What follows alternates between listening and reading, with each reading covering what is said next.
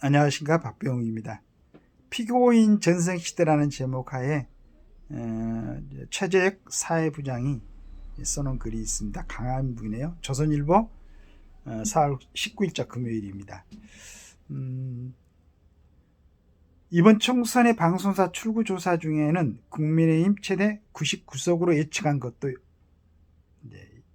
있었다. 범야권 의석이 200석을 넘기면 개헌 및 대통령 탄핵의 저지선이 무너지고 대통령의 법률안 거부권도 무효가 된다.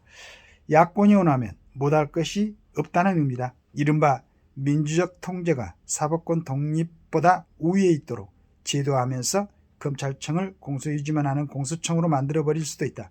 3년은 너무 길다는 야권의 총선 구호 중 하나였다. 법조인 중에서 대통령 거부권을 무용지물이 되면 야권 정치인들을 기소했던 근거법 조항을 없애는 것도 가능하다는 사람도 있다. 실제 작년에 한 민주당 의원은 허위사실 공표 혐의가 적용되는 대상을 축소하는 선거법 개정안을 발의한 적이 있다. 이 법안이 처리됐으면 이재명 민주당 대표의 선거법 위반 같은 경우 면소 판결이 내려진다.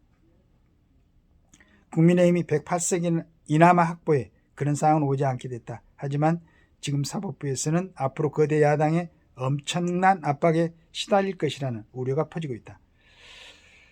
이재명 대표가 재판을 받는 3건 중 선거법 위반과 이중교사 사건은 올해 내에 1심 선고가 나올 가능성이 크다고 한다. 2심에서 징역 2년이 선고된 조국 혁신당 대표의 자녀 입시 비리 및 청와대 감찰 무마 사건도 연내 대법원 선고가 예상된다. 한법관은 이제 이재명 조국 대표에게 남은 장애물은 사법 리스크뿐이라면서 그 진영에서 끊임없이 법원을 흔들 것 같다고 걱정했다. 이미 그런 전조가 나타나고 있다. 이번 총선에서 대장동 변호사들이 민주당 후보로 여러 명 당선됐다. 그중 한 명은 최근 유튜브에 나와 사법부에 대한 민주적 통제가 필요하다고 했다. 대장동 사건 재판부가 총선 기간에도 이재명 대표가 재판에 출석하라고 한 것을 두고 했단 말이다. 사법부 전체에 대한 협박으로 비칠 발언이었다. 앞으로 22대 국회 법사위원회는 이런 생각을 가진 이들이 주도할 공산이 크다. 대장동 변호사 말고도 각종 사건의 피고인, 피의자 당선자들이 법사위원으로 거론된다. 이해 충돌에 대한 고려가 안중에 있겠나 싶다. 법정에 나온 피고인들 태도도 달라졌다고 한다.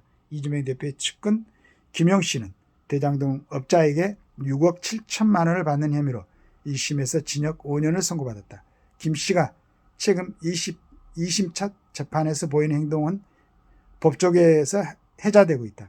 그는 검찰 비난의 목소리를 높이다가 제지를 받았다. 직접 증인 신문에 나선 김 씨는 재판부가 3개만 물어보라고 했는데 5개 묻겠다며 질문을 계속했다. 급기야 재판부가 재판 진행을 방해해 말라고 경고했다. 쌍방울 불법 대북 송금 사건의 이하영 씨가 1심 선고를 앞두고 검찰청 술자리 회의 주장을 하는 것도 흥미롭다.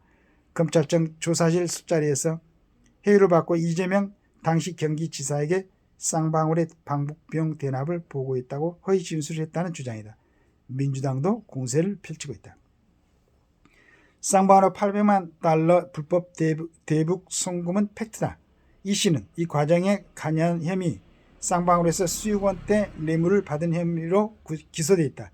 국정원과 경기도 문건, 쌍방울 전 회장과 대북교류 단체 회장의 진술, 계좌 추적 자료 등이 이 혐의를 뒷받침한다고 한다.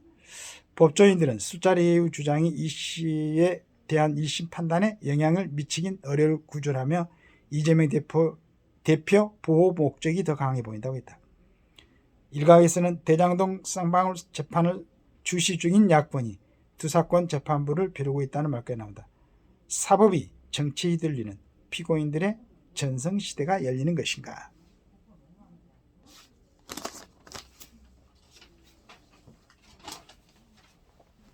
이런 글입니다.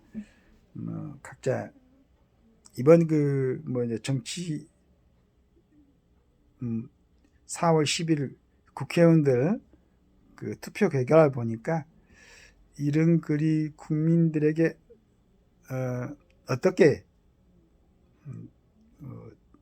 영향을 줄 것인가 의문스럽기도 합니다.